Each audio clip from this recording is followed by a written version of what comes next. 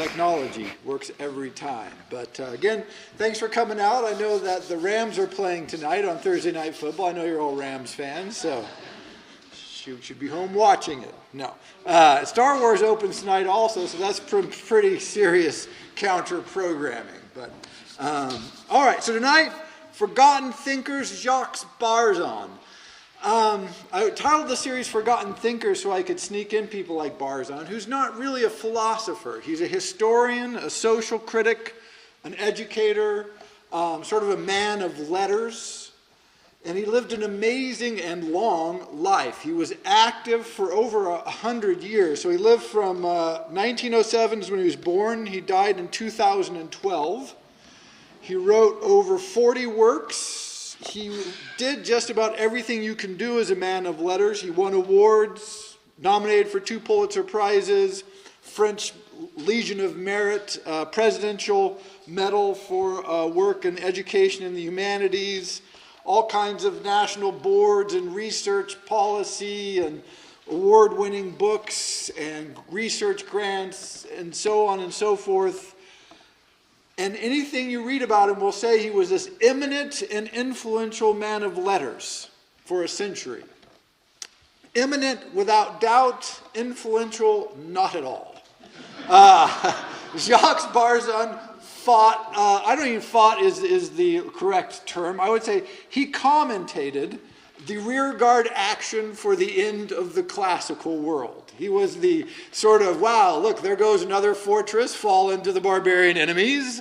Oh, look, there's another great city captured by the hideous hordes. The illiterate masses have overrun another great and beautiful spot. This is sort of sums up all of Jacques Barzun's writing. He influenced absolutely nothing. People like to think they were influenced by him because his ideas were so great and wonderful and powerful and articulately presented, and yet there's all the evidence runs that he lost every battle in which he was engaged, and nobody seems to care one way or the other. So while Barzun may be remembered slightly, even though he's only been dead for a few years, I think mostly his works and his arguments have been forgotten, not so much because of him, but because they ran counter to the entire tenor of the times in which he lived. And so if you look at his biography, I gave a brief outline there because important. He was born in 1907, so pre-World War I, and he was born in France. Now this is important. The first 13 or 14 years of his life, he lived in France, and his parents, primarily in Paris, but also in Grenoble, and his parents had a salon at which famous writers and painters would attend. And so that was the milieu in which he was raised. So his upbringing was sort of this last vestige of the old tradition. It was old, it was dying even when he was young and experiencing it.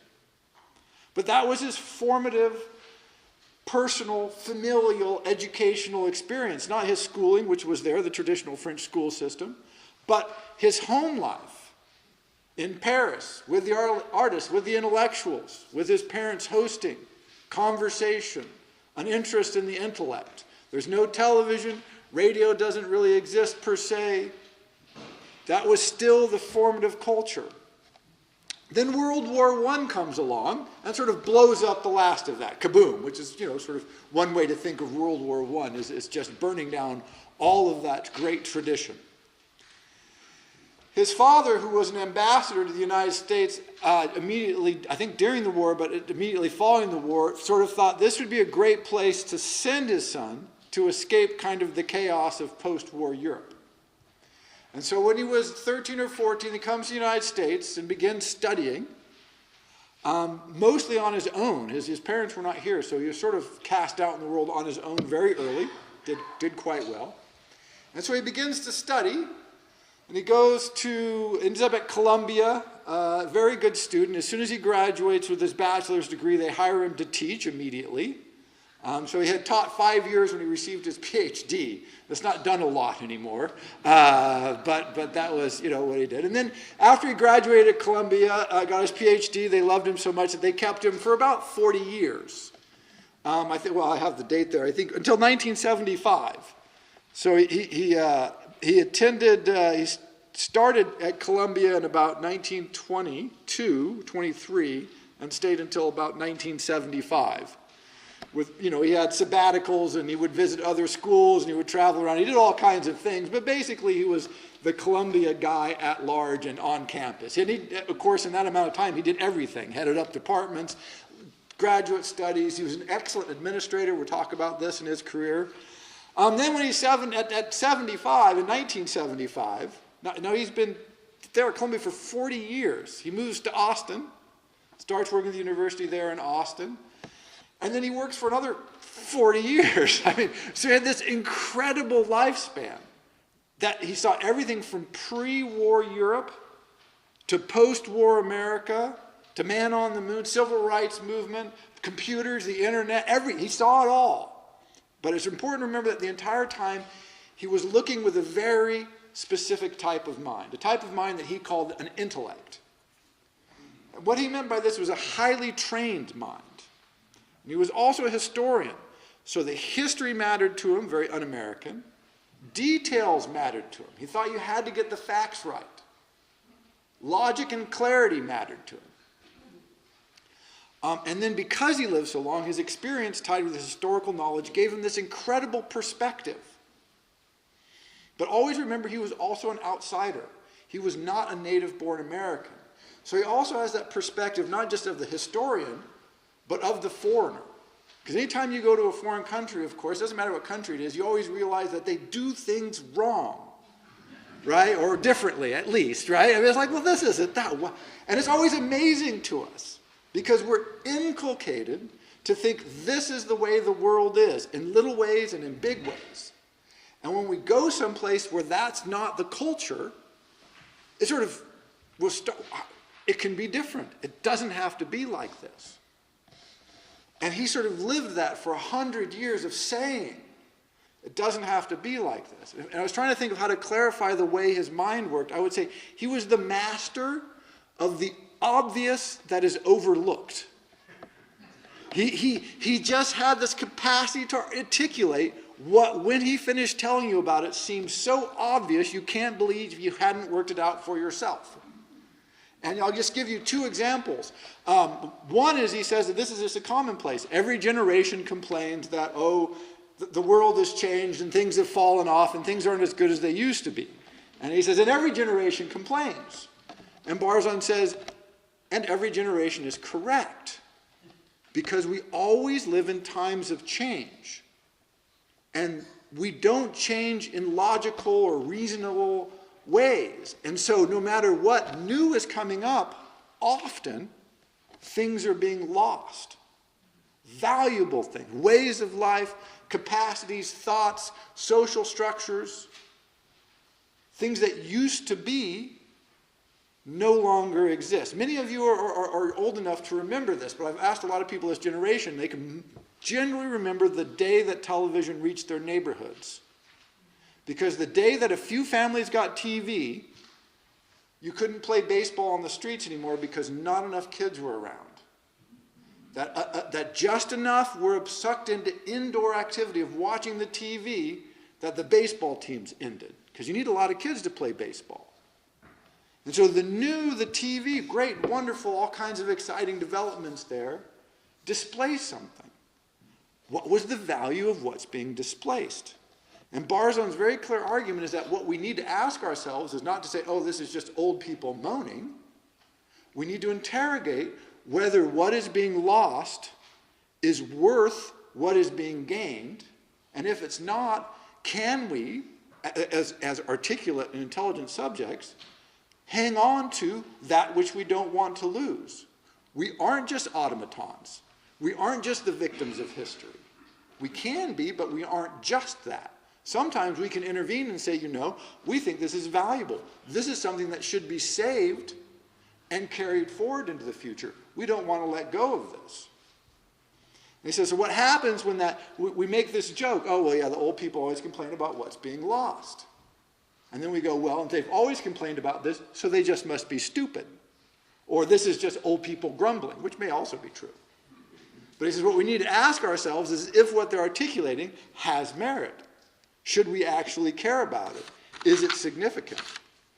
And when he articulated that, I thought, wow, that's so obviously true. Why hadn't I thought of that before? What they're experiencing is what culture experiences at large. Some things fade away, some things come in. Is this a good exchange? Are we gaining or losing? That's the historical perspective, to ask that question.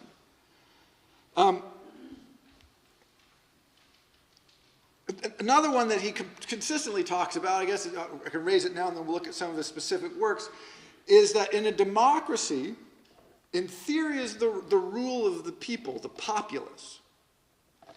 But what we mean by democracy, the idea of democracy is pretty simple. Equality before the law, you get to vote for your representative. And he says this idea has been around for a long time. Many different countries have democracy, but every country has its own take on this. And he'll come back to this again and again, and we'll see it in various works. In the United States, this notion of democracy, he calls the demos, or the demotic democracy, because what he says it means is mass rule, an absolute hatred of elitism in any form. We love equality. And what he points out, which is kind of strange, is democracy does not require equality in any way except before the law, and that you have the franchise. So you can have huge, disparate wealth and education and background and capacities and everything else and still have a perfectly fine functional democracy, and there are many examples of them. Equality is not required in any other aspect of life. He says one of the peculiarities of American democracy is we want it in all aspects of life. We want to democratize everything, even things that are prima facie undemocratizable. Is that a word? Things that cannot be subject to the democratic principle. We want that. And we'll see this. And so when he reflects on the nature of democracy, having come to see an arc of development of it over 100 years of experience and in different countries, we say democracy like it's one thing, one concept, one idea, and that it's clear. And he says it's anything but clear. It's anything but one idea, and it's expressed in anything but one way. If there's anything, again, that sets his works apart, again, this clarity of expression, and I want to go through some of his ideas, and also he picks generally very important things to write about, and he writes about them clearly, but in ways that are unexpected and also unnerving.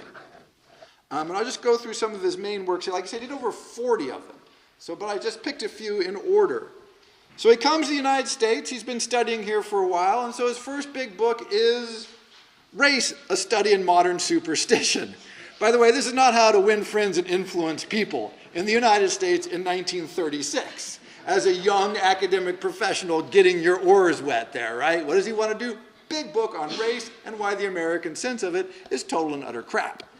Right? And that is roughly what he tries to roll out. Again, another battle that he lost resolutely, because no matter how clearly and articulated he demonstrated, as you can't but help to do, that race is a nonsense superstition, we really haven't gotten past that. So there's a quote here. Where does that quotes go? I have from there. He says, in 17th and 18th century France, race was already a weapon in the struggle between absolutism, aristocracy, and the middle class. The warfare spread to the arts and philosophy in the 19th century, by which time independent shoots in other cultures had also borne fruit, leaving the grand harvesting on a worldwide scale to our generation.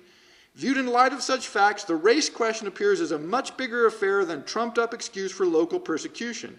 It becomes rather a mode of thought endemic in Western civilization. It defaces every type of mental activity, history, art, politics, science, and social reform. So, there you go. Right? So here's the superstition, which he demonstrates is clear there is just no basis in race. One of his even earlier book is called On the French Race. Because we don't think of the French as a race. But it just goes to show how silly race is as a concept. Because the French argued about their race as Frenchness for 100 years.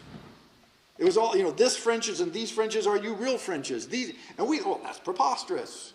French people aren't really a race. They're sort of European of some flavor, right? I mean, that's sort of the American view. That's not a real race. But he started with that, and he just works from there, and he says, all this nonsense about the French is just nonsense about everybody. But the important thing is not that it is a superstition, although it is. It's that it's a superstition that infects everything. By the way, he's writing this in the 1930s. This is before the Civil Rights Movement. This is the height of the lynchings in the United States. This is as the Nazis are rolling through Europe. You know, this is the beginning, not the end of race as a problem. It's the, sort of the beginning upsurge. He says it infects all aspects of Western thinking. And it's a peculiarly Western problem. I mean, the way we think about race, not only is it a superstition, it's a uniquely formed cultural heritage superstition. Other countries, other cultures and civilizations in the past simply do not have the same outlook on race that we do. Some of them essentially have no outlook at all. But we think, well, our views on race must be, universal. Not. Throughout history, no. Scientifically grounded. None whatsoever. And Barzun just goes in the book and he just catalogs that. And of course, again, like I said, rearguard action. Nobody paid any attention, nobody cares.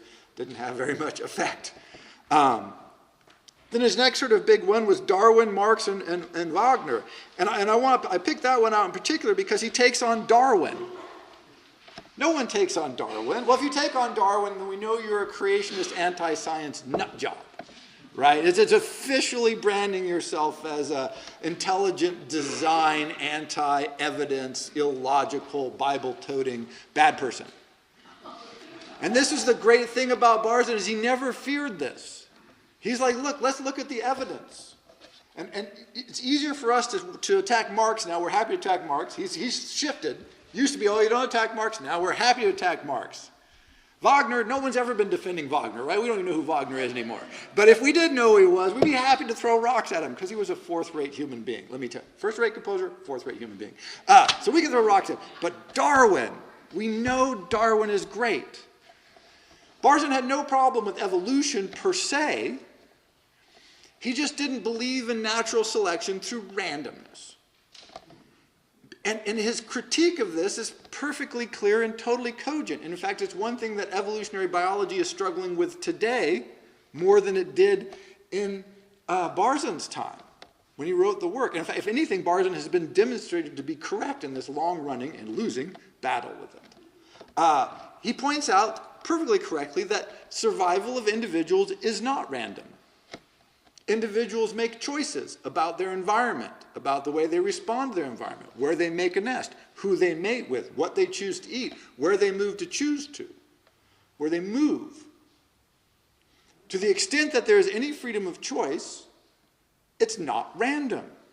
And what needs to be explained is the fact that what has evolved is the capacity for non-random interaction with your environment. That's the miracle. That's the amazing thing. Humans are only the greatest example of this. But all kinds of higher animals have this capacity. What do you do with the non-random elements of evolution? How do you explain that? And he wasn't so much opposed to Darwin, although he does point out quite correctly that The Origins of Species is a total wreck. If anybody's ever tried to read The Origins of Species, it's a total wreck. It is not a scientific work. It's a catastrophe. I mean, it's entertaining in sections, boring in many parts. It's cataloged. And Darwin kept rewriting it, as Barzun points out. Not what you're really supposed to do with a scientific manual is rewrite it 9 times in your lifetime, dropping things that turn out to be embarrassing, writing out other things, changing all kinds of stuff. He says this is not science per se. But he's really opposed to is the Darwin social Darwinist ideas that grew out of Darwin. He never blames individual thinkers. He always says, look, they came up with a great, entertaining, perhaps wrong-headed idea, but the culture takes it and we run with it and come up with all kinds of crazy ideas. He was very much opposed to social Darwinism because what it says is that the world is mechanistic, hence human beings are machines, best understood as machines. And one of the battles that Barzun was happy to fight and endlessly fought was this notion. So human beings have free will. They have the capacity to make judgments. They have the ability to make decisions.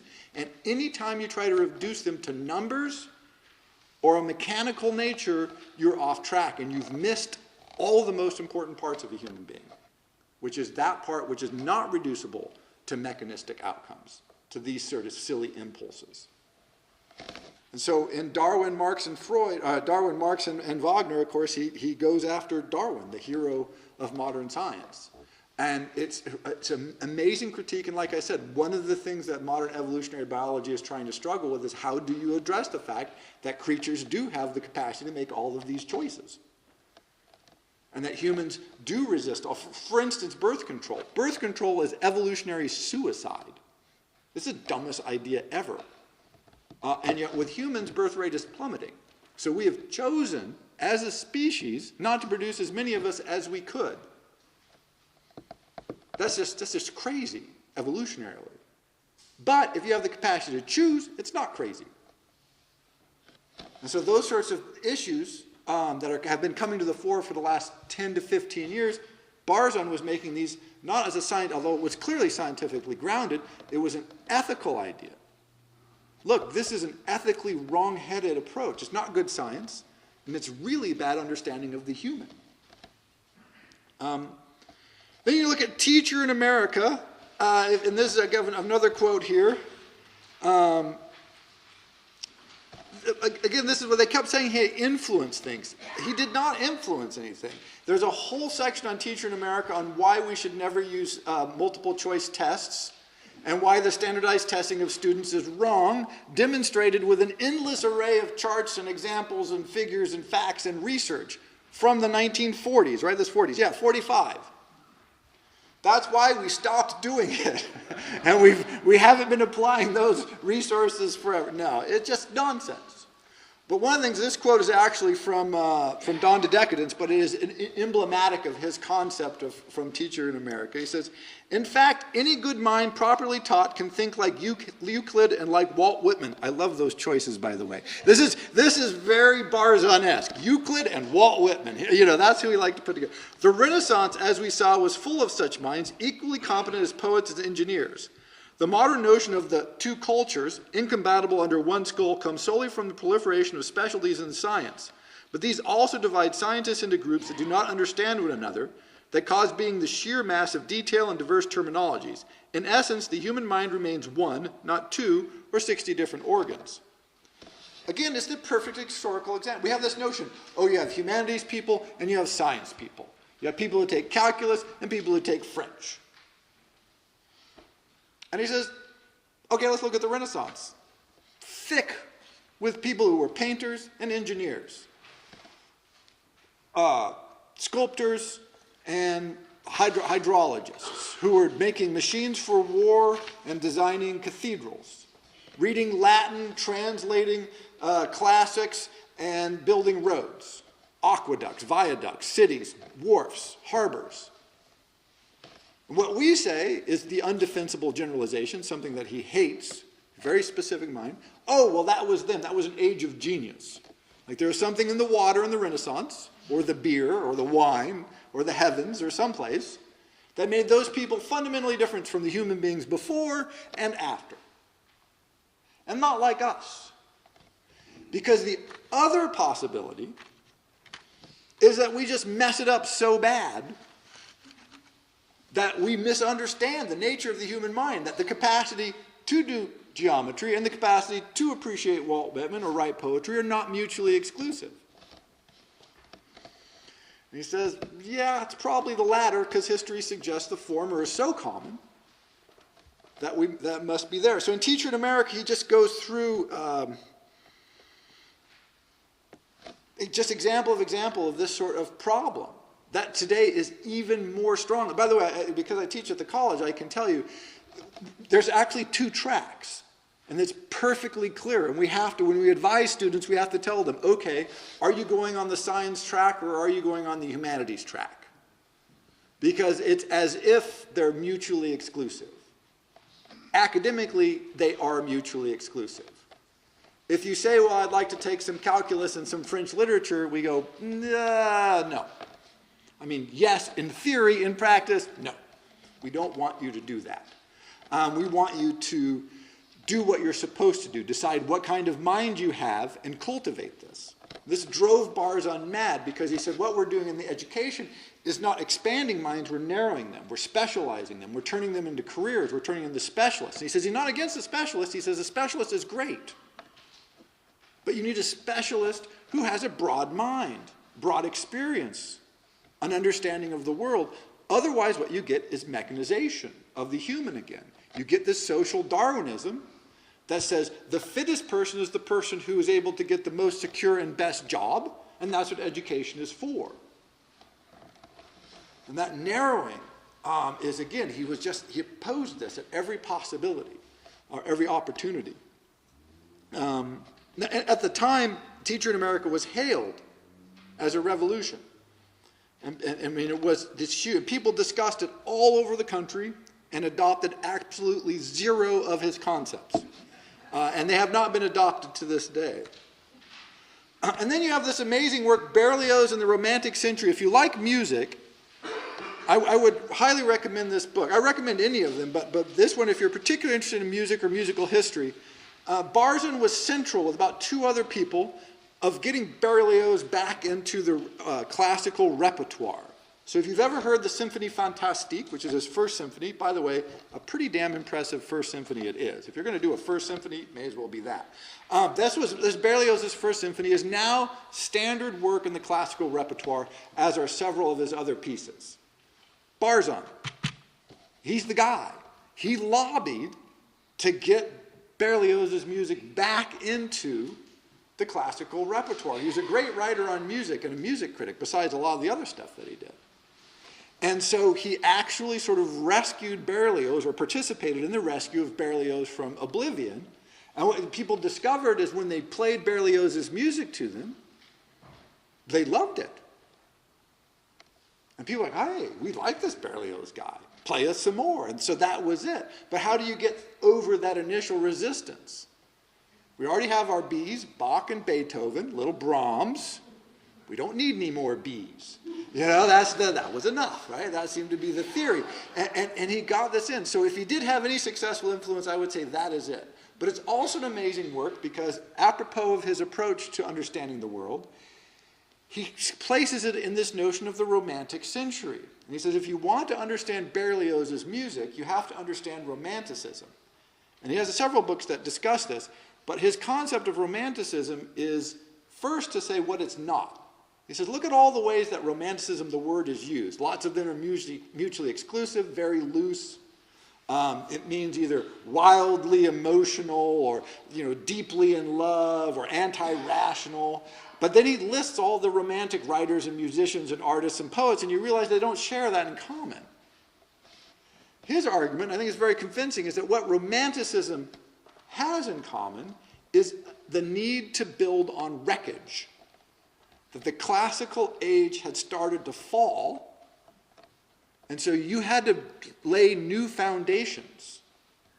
And so what the Romantic writers and artists and painters had in common was not a product, which are wildly disparate, but the need to build new from the ground up, to lay new foundations. So what's different in Berlioz's music is precisely this. He starts again. He starts anew. Not that he hasn't forgotten the past, he's just, we can't do that anymore for various reasons. So it's a great way to meditate on and understand the concept of a historical period.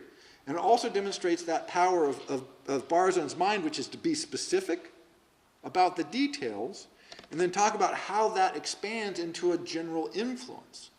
Get the details right, and understand the ongoing influence. So it's a great one, particularly if you're interested in music. Then you have something like The House of the Intellect. And this is a classic Barzun. So he talks about this in The House of the Intellect. The three enemies of the intellect are. Now, I bet I could give you a month and you would not come up with the three that Barzun comes up with. Because he's Barzun and we're not. And he says the three enemies of the intellect are art, philanthropy, and science. And you look at that list and you go, what? What the hell is he smoking? Right? And this what is Barzun talking about? Well, he says, first, what is the intellect? He believed in the intellect. He said the intellect is a trained, reasoned, detailed, rigorous mind that reflects at a distance and with evidence and dispassionately on its environment. He always said he didn't understand criticism as saying things are good or bad. He understood criticism as saying the tide is coming in or going out. So the tide is not bad, but it does come in and it does go out. He says that the job of the critic is not to say good, bad, this should win, that should lose. It should be to say, this is what I see as happening. But that dispassion is very difficult for us to maintain. In fact, we tend to be suspicious of it. Is it good? Is it bad? Are the good people winning? Are the bad people losing? Barzun didn't want to do that. He wanted to say, here's what I see as happening. You decide if you think something else is happening or what you think the merits of what's going on are. And so in House of the Intellect, he says, intellect is threatened because we've lost all of the elements of the intellect. We do not believe in disciplining the mind. He says this comes from the tradition of many traditions, but primarily from the notion of art. And he says it's correct. Disciplining the artistic mind is a hopeless waste of time and simply kills creativity. He says this is why the intellect is a threat to art. So when you ask an artist to explain their work, you've gone way off track. There is no explaining. It doesn't need explaining. If it does need explaining, it certainly shouldn't be the artist who explains. Many artists have been practically illiterate, incoherent, and when they do explain, they're just crazy shit that they made up, obviously, to fill space. That's why I'm always semi-attracted and horrified by the artist statement. It's like this genre of awfulness, because people just create all kinds of nonsense and meaninglessness because they have to say something and they feel like it should be meaningful, and they can't say painting is fun. Picasso famously said, I like the smell of paint. Somebody asked him, why do you paint? And he says, I like the smell of paint. I was like, there you go.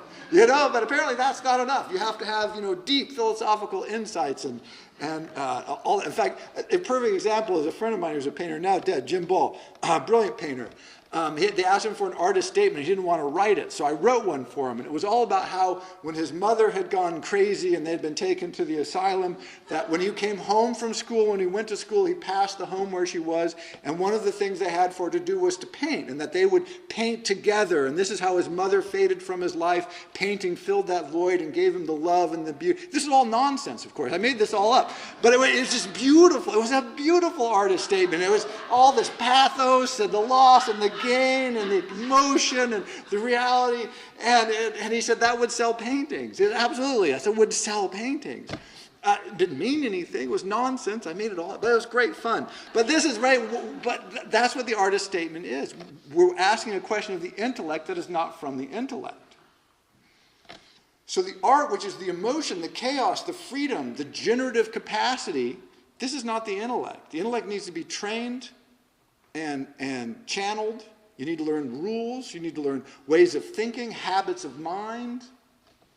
But we want, free the mind. Well, yes, in one way, free the mind, yes, but in the other way, no. If you want to learn to shoot three-point baskets, you've got to learn form. You've got to learn structure. You have to learn to discipline your body. We have no problem with this in sports. We understand this. In sports, yes, you practice, you discipline, you train. Somehow in the mind, no, let it go free. You'll freely learn, old Slavonic Russian, right? That will just come to you in the night as inspiration. No, it won't. You'll have to study it. I guarantee it. Old Slavonic Russian, not an easy language. This Old Church Slavonic, as it's called. But I mean, this concept of just freedom. He says this comes from art, enemy of the intellect. Also, intellect also enemy of art often. Philanthropy. Oh, he hates philanthropy. He says philanthropy is simply the bureaucratization of something that should not be bureaucratized. Dear thinker, dear person of the intellect, explain to us how your rationations will contribute to the betterment of Western civilization in the next 2 months.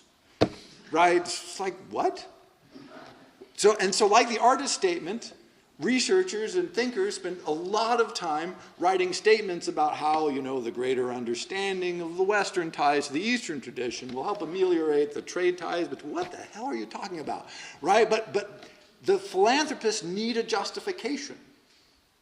And so you don't spend your time thinking. You spend your time trying to make an argument for why the things you should be thinking, but you don't have time to think because you're filling out paperwork, should be funded by the philanthropists.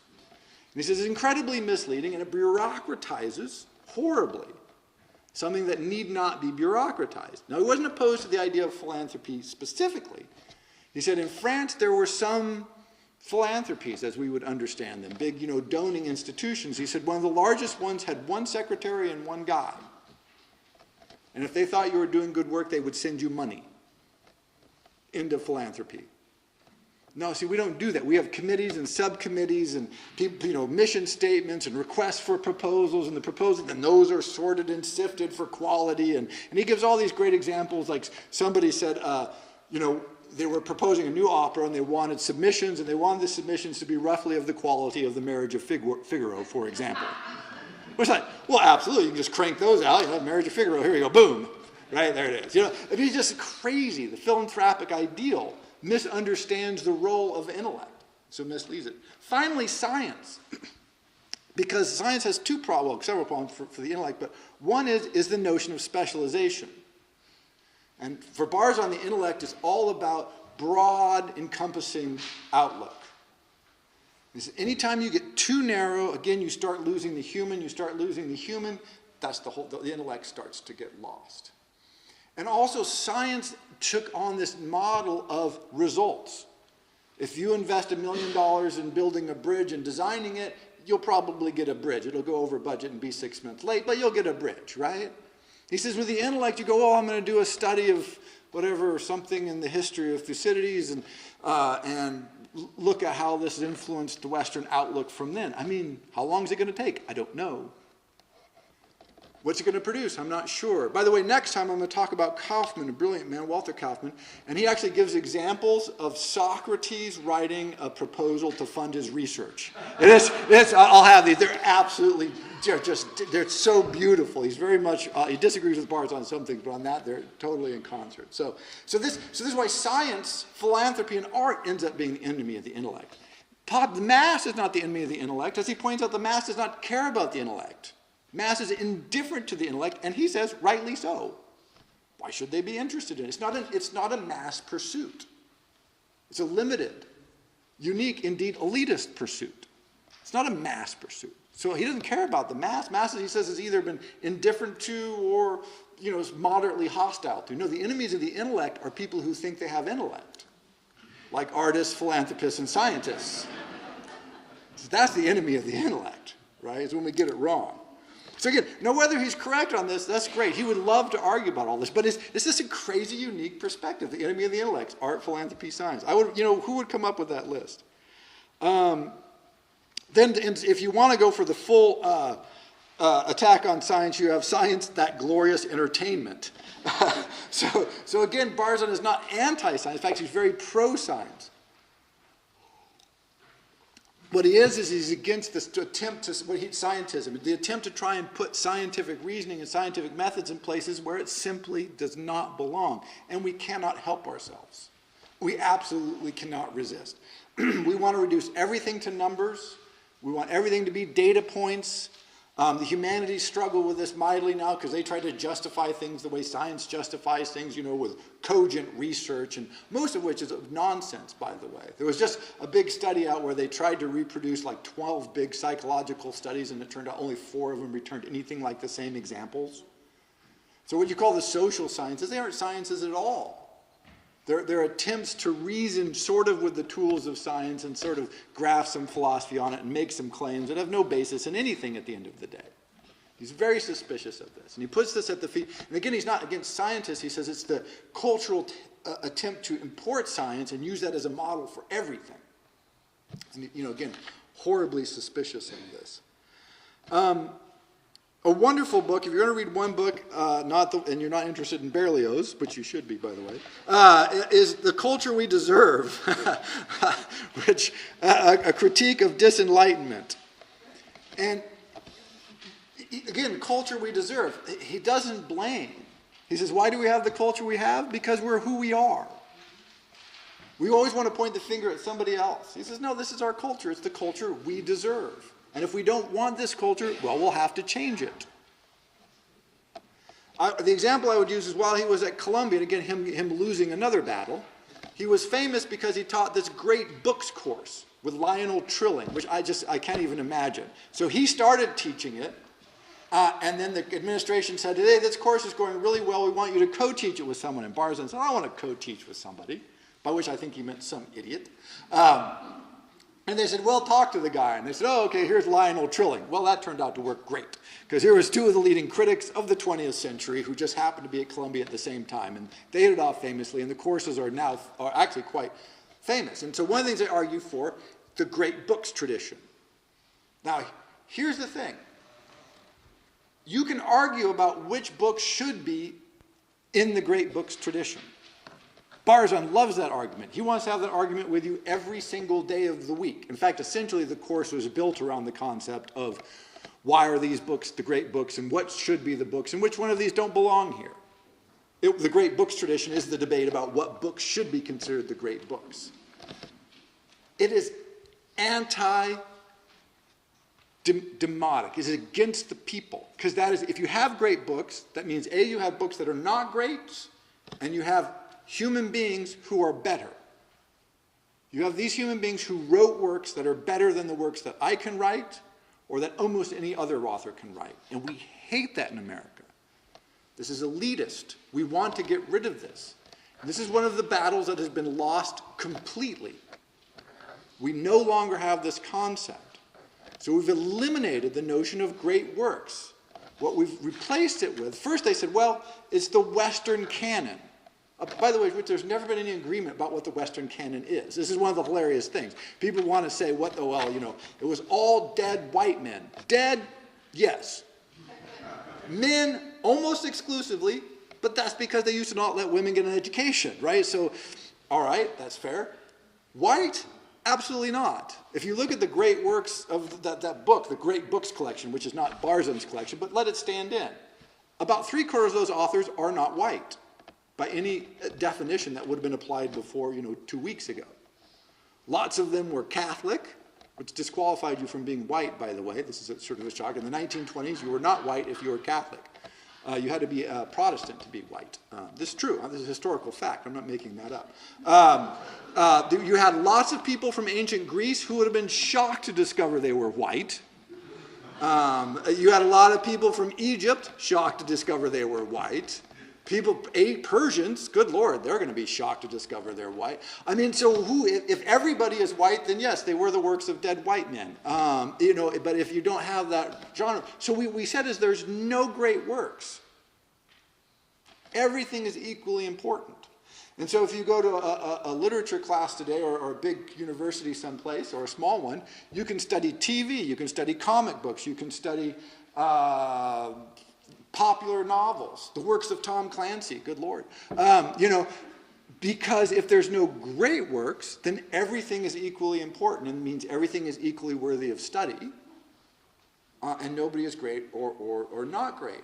And what's interesting about this, Barzun pointed this out a long time ago, by the way, is it means that there can never be a great female writer or philosopher, because there's no great works.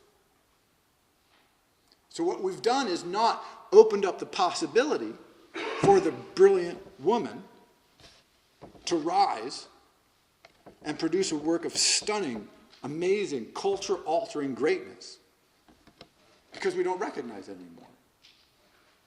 Can't be done because we don't have that opportunity. There are no great works.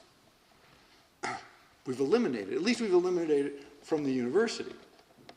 In practice, it turns out that people still think lots of works are better than other works and are happy to argue about that. But if you look at the university where he was based, that's one of the things that's been lost, is the notion that some things are just better than others. Very elitist, by the way, because it says some people are better than others. This is the great claim that, he wrote Dostoevsky wrote Brothers Karamazov, great work. But he puts his pants on one leg at a time. It's like, yeah, well, I put my pants on one leg at a time, and I can't write the Brothers Karamazov. You know, the thing is not putting the pants on one leg at a time. It's the novel. It's the scientific breakthrough. It's the climbing the Everest, right? I mean, it is the doing of the thing that sets you apart. But we hate this now, right? Culturally, we have this resistance, and we don't want anything to be great. We don't want, for instance, if people know the rediscovery of the African classics, this is still being translated in Timbuktu, tens of thousands of manuscripts. None of those will be great works of literature either. Certainly there are. But by the time we finish translating them, incorporating them, if they aren't burned and destroyed in the war, which we hope not. By the way, the French military actually intervened to protect this library, amazingly enough. They did. But now we won't classify them as great because we lost that concept. And this is what Barzun says. You know, this is the threat. This is what we face. Another example, while he was dean of graduate studies, he worked for years and years to rebuild an educational institution, in this case Columbia. And what he said is, look, education is a group endeavor. We're all in this together. We aren't separate departments. We aren't professors and administrators. We aren't students. We need to say, we are a group on a shared mission with a shared goal. And we're all doing different parts of it, but we're a team. Students, professors, janitors, administration, everybody. We're all in this together. And he worked, tirelessly for years. Thousands of meetings, literally, trying to get everybody to get together. He was making headway. And then you had the student protests of the 1960s against the war. And he said, and everybody picked up sides. Why were the students protesting the universities? Because they felt there was the administration doing something and them doing something. And these had no connection. And he says, if you're in that environment, you can't learn. Essentially, he argues, you can't learn. And the old notion of a shared research was killed because professors picked up sides, the students picked up sides, the administration, they knew what side they were on in theory. But he said, by the way, it made no sense whatsoever to protest university administration. He said, if all the things in the war to protest, it was university administrations that were the problem. So this seemed extraordinarily unlikely. At the very least, way down on your list of important things to protest. But that was because that's where they were. He said it was a protest of convenience. You protest where you are, and where you are was the university, so there you go. And he says this led to a complete breakdown of the notion of a shared experience. Basically, he saw it as a club. When you went to university, you had joined a club. Welcome. Now you're a member. You get the secret handshake. We love you. You love us. It's all valuable experience, and we're all in this together. Another example, one that's even sort of if you want to read it, it'll make the hairs on your arms stand up. And he talks about women's education. And he writes about this in the 1940s. When women are really starting to go to school en masse. And he says, look, and he's taught about as many women as men, he says, and I think he's probably correct in that. Why do we want women to have the same kind of education as men? He says, all the evidence suggests that given the opportunity, women do just as well in any field as any man can do. But is that what we want? Is that the outcome we're looking for? Women don't go into the sciences as much. They don't go into the judiciary as much. They don't go into all these other fields as much because they want to be wives. Doesn't that make your skin crawl?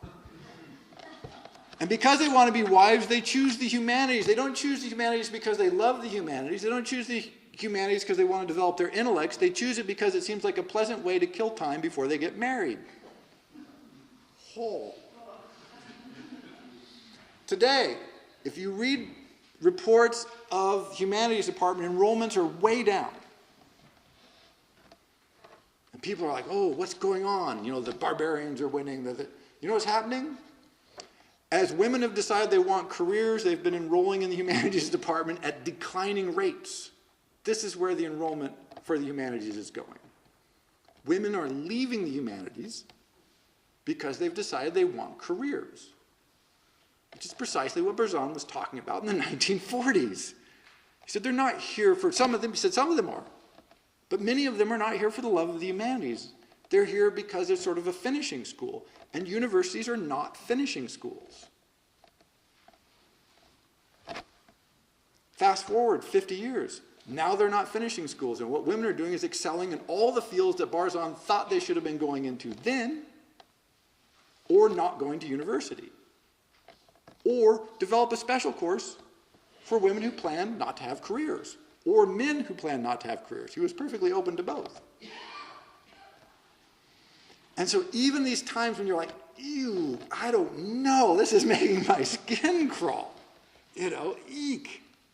It turns out that his fearlessness, his willingness to just roll this out here and say, look, this is what I see, this is my experience, this is what the numbers back up. Let's respond to what is, not what should be. If we want a should be, then let's work to make it that way, not assume that if we play nice, everything will turn out for the best, because he didn't believe that.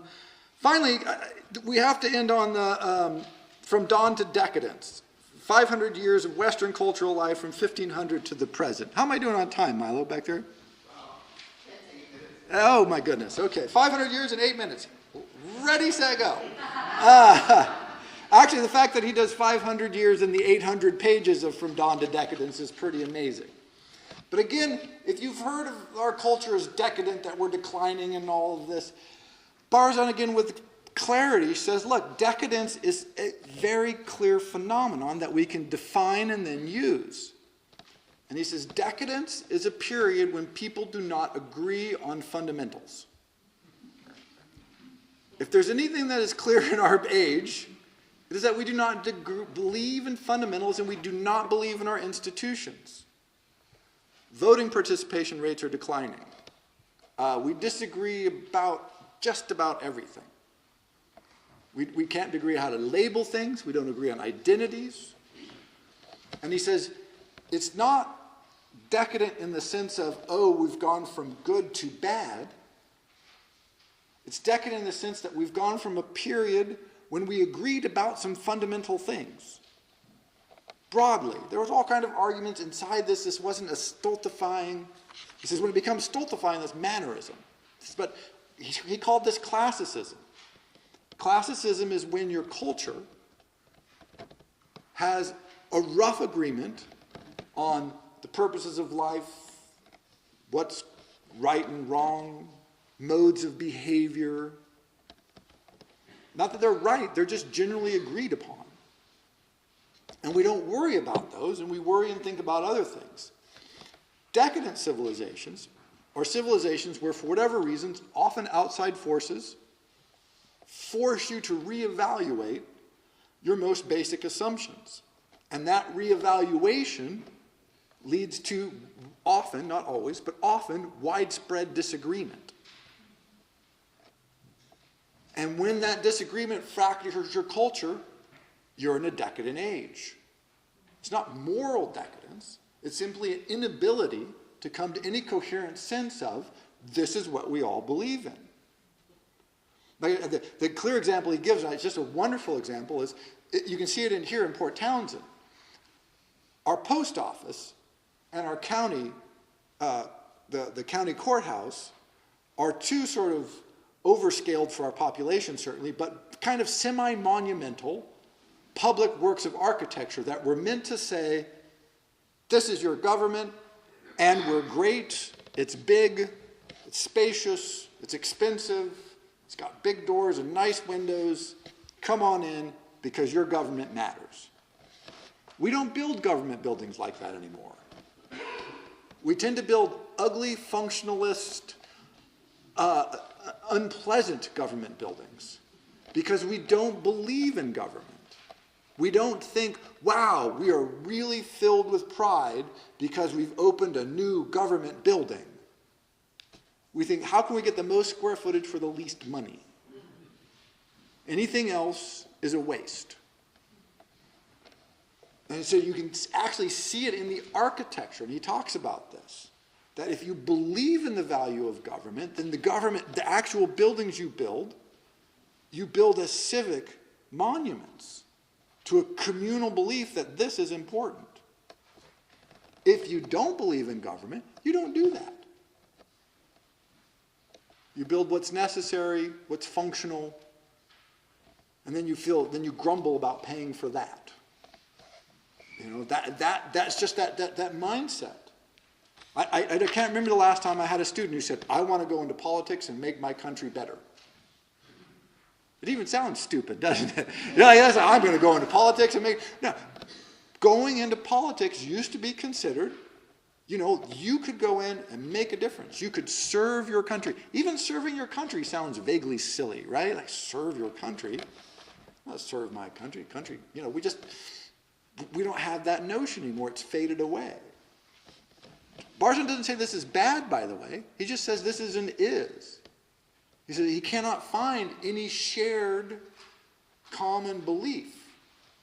He finds a shared common disharmony, lack of agreement, strong sense that things are wrong and that government can't fix them. But what does it mean if you live in a society where you know you have problems that you need to address, that are the government's responsibility, but that you don't think that nobody thinks the government can address them? It means your system is falling apart. It's going decadent. Because this is not necessarily a bad thing, by the way. Because this is where the Renaissance came from. The Renaissance was what came when all of the old manners that came before, call it the Dark Ages, whatever you want to call it, that as the old system started to splinter and fall apart under new pressures, economic development, what came up was the Renaissance. We loved the Renaissance. We thought, wow, the Renaissance, great, wonderful, good stuff. So we could be on the cusp of... You can't have a Renaissance, by the way, a rebirth, until you have a death. And so as institutions die away, as belief systems, as habits begin to fail, new habits, new possibilities can rise. They don't necessarily have to, but can rise, fill that vacuum. New organizational structures, new belief systems, new social harmonies can rise up to deliver the goods that we want, to solve the problems that all human societies have always had. And so this cycle that he calls from dawn to decadence is what he explores in the book, and it's a very powerful reading. And he begins with the Reformation, because he says that is the beginning. That's the last 500 years ago, a very big change took place. He thinks that we're on the cusp of another change as powerful as the Protestant Reformation. And so that arc of 500 years is where we find ourselves. And just some of the evidence that he rolls out in that book, which is just very powerful. One is nation states are more or less done. I mean, when you think about the UN, all our multilateral trade agreements, conservatives tend to scream about the giving away of sovereignty, and they're right. Because this is precisely what all these multilateral agreements are about. That if we give up a little bit of sovereignty, we get a lot in return. Old nation states, no, you never did that. If you wanted something, you conquered it. You were looking to expand the reach of your nation state. That's why you made an empire. More of me, better. The EU is this exercise, an attempt to sort of give up a lot of national power in exchange for regional security and prosperity. Experiment, how's it going? Ugh, mixed results so far, but an interesting experiment, but certainly not a nation-state experiment. So, and again, he'll give all kinds of evidence, but a lot of it is just very concrete and obvious. As I said, he's sort of the master of the overlooked obvious. Final note on Barzun, because it sounds sort of depressing in a way. In a way it is, because like I said, he fought this rearguard action for something that he saw fading pretty much his whole life. But it didn't embitter him. He said, if history teaches anyone anything, is that you have to be a hopeful pessimist. He says, history is absolutely filled with times when things look bleak and hopeless, and yet something amazing, extraordinary, wonderful happens, and the whole thing just turns around. And so he says, you're kind of pessimistic because you look around and go, wow, that's not good, and that's not good, and that looks not so good, and wow, that trend line is negative. But then he says the most amazing, wonderful, hopeful thing will happen. A new art movement, a new governance system that involves more people, a new system of agriculture that allows the population to boom and poverty to reduce and the death rate plummets, and women are allowed to participate in politics, and that's great. And he says, so his view, again, he tries to have this detached view. He doesn't want to say things are good or bad, although often you can tell that he doesn't think it's great. He talks about what we're gaining and what we're losing. But he always comes back to this notion is that human history is, en masse, hopeful. Because we are here. We do have these treasures from the past that haven't been lost. And what he wants us to do is remember that, remember what's good, and kind of bring it into the present, or as much as we can. Because we can only do it, and this is sort of the last note, we can only do it individually. Cultures are a mass of individuals, but it's still individuals. One person or a group of people working together can put Berlioz back on the map. A group of guys can get together in England and form the Beatles, and all of a sudden, something new and wonderful happens. So that possibility is always there. Things might look bad, a little pessimistic, but finally, always hopeful. Thank you. Jacques Barzun.